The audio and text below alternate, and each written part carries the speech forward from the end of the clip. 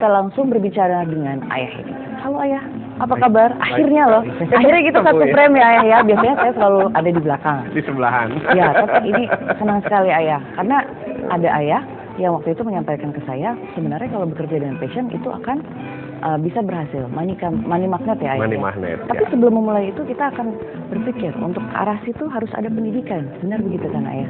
Nah kalau ayah sendiri melihat, bagaimana sih sebenarnya pendidikan anak zaman sekarang?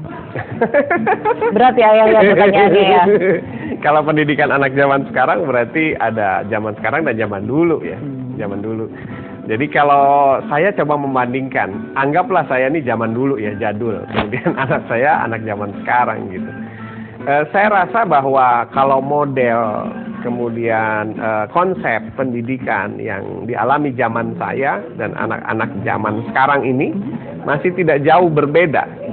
Jadi boleh dikatakan malah hampir sama ya. Zaman saya ada ulangan, di zaman sekarang juga ada ulangan, bahkan lebih banyak. Zaman saya ada PR, zaman sekarang juga ada PR, bahkan lebih berlimpah. Kemudian ya. Belum lagi les-les juga ya. Les-les, UAN dan sebagainya. Cuma mungkin dulu zaman saya lebih santai, tidak ditekan-tekan, tidak diburu-buru gitu ya. Jadi tugas PR tidak setumpuk seperti sekarang. Orang-orang sekarang ini dalam proses pendidikannya seolah-olah penuh dengan ketakutan anaknya gagal, ketakutan anaknya tidak berhasil. Yang ada mereka menekan anak-anaknya jadi stres. Ya, setelah stres akhirnya muncullah gejala-gejala fenomena yang kita lihat seperti misalnya geng motor, kemudian saat lulusan mereka habis dicoret-coret bajunya sampai hancur, kemudian kalau saya lihat lagi fenomena itu terus turun-temurun. Kalau dulu mungkin ya zaman SMA, kita ya. SMA kita ya mungkin ya ada di antara kita yang SMA-nya masih coret-coretan. Ya, karena sudah lepas seragam besoknya kita kalau mau kuliah sudah pakai baju bebas. Persis. Coret-coret. Nah kemudian sekarang enggak, sekarang SMP seperti itu. Kemudian ada lagi turunannya SD, makanya ada seorang anak yang bertanya begini, ayah sebenarnya Indonesia ini negara kaya apa negara miskin sih gitu. Kaya dong ayah, kalau udah dicoret-coret kan berarti ganti buang. Persis. Jadi sebenarnya kalau Indonesia mengeluh miskin itu salah gitu. Iya. Karena baju aja dicoret-coret dan habis itu dibuang. Kalau misalnya kita miskin, itu pasti disimpan baik-baik, dirapikan, kemudian untuk diwariskan ke adiknya. Kan pasti punya adik tuh, adiknya ke adiknya lagi. Tapi itu nggak coret-coret kemudian buang. Tapi kalau tadi ayah katakan bahwa sebenarnya itu hanya yang terjadi di Indonesia, berarti kalau di tempat lain apa nggak begitu ayah? Sebenarnya polanya mirip-mirip ya, polanya mirip-mirip karena selama sistemnya sama, konsepnya sama, mungkin hasilnya tidak jauh berbeda. Hanya faktor-faktor lingkungan nih yang mempengaruhi gitu. Jadi kalau zaman kita dulu sekolah, kita bicara stasiun televisi yang menyiarkan trendsetter ya. Stasiun TV itu kan trendsetter ya. Kalau di sana ada sinetron begini, anak-anak langsung ikuti. Kemudian ada acara begini, mereka langsung ikuti.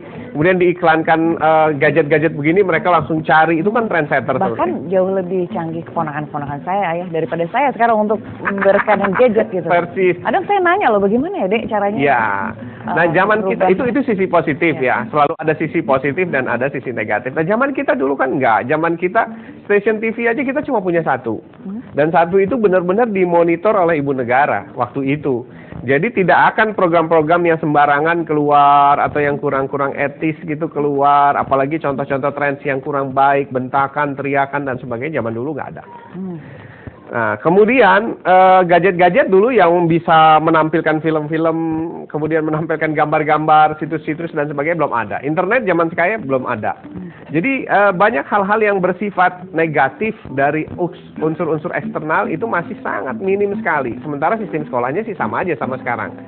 Nah, yang membedakan adalah pada saat semua gangguan-gangguan itu atau fenomena yang mungkin bersisi negatif itu datang, sistem pendidikannya masih sama kayak dulu. Nah, bagaimana caranya supaya kita bisa tetap mengakalinya nih ayah? Karena ternyata pendidikan tetap begitu-begitu aja. Sementara sekarang kita berhadapan dengan orang tua yang bekerja, terus kemudian juga ada banyak gadget, kemudian juga ada banyak saluran channel yang lebih bagus daripada zaman kita dulu. Bagaimana caranya supaya anak-anak kita bisa tetap lebih maju? Nanti jawabannya di segmen selanjutnya ya.